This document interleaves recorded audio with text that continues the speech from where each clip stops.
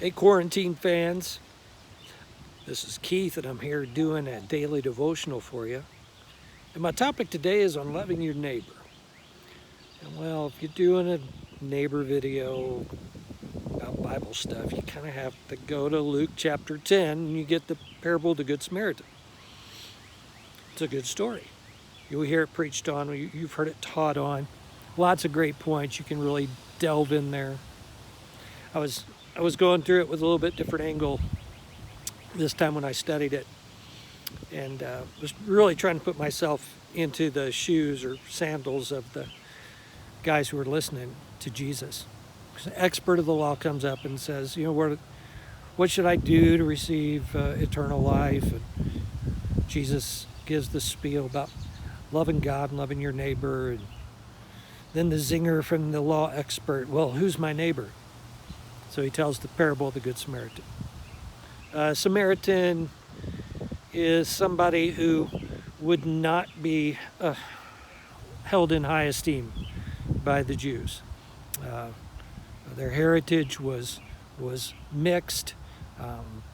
They thought that most of the Samaritans would be viewed basically as traitors to the faith.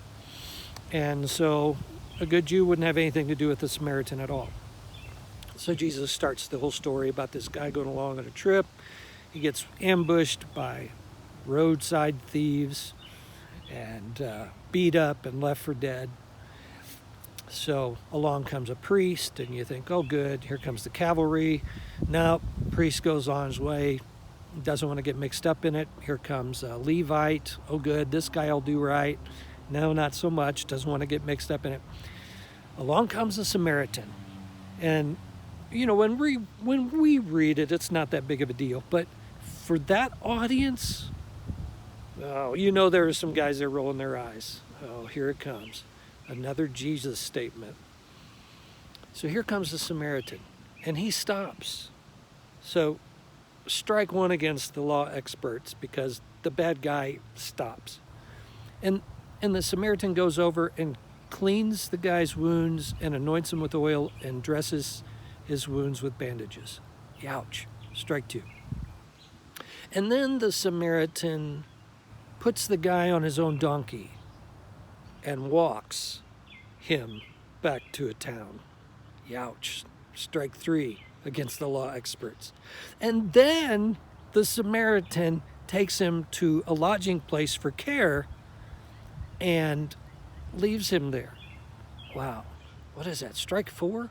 And then the Samaritan pulls his wallet out and says, cover any of the guy's expenses. Wow, that's like strike five. And then the Samaritan says, and keep covering them, and when I come back, I will pay whatever it is.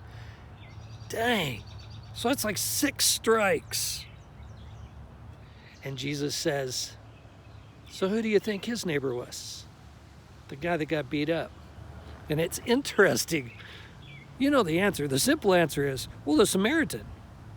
But I don't even think the law expert can get that out of his mouth, because he says, the one who showed mercy on him. It wouldn't even say the word Samaritan. It was a profound moment. Who is my responsibility? Who do I take care of? Who do I care about? The caring about's the difficult thing. Because that was a politically volatile climate. And those were not nice people, those Samaritans. And it wasn't religiously acceptable. Yet Jesus said, go and do the same. I'm sitting in my backyard. It's a little blustery, a little cool. I'm looking at my neighbors. I got a neighbor across the street. They moved in. They visited WellSpring some time back. I live down in Columbia.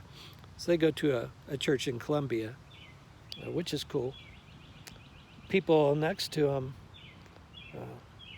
had some good dealings with them. They've had some good yard sales. I don't know if you've been to our fishing classic that we've had, but all those really pretty bobbers that we give away, all those came from their yard sale. They took good care of us.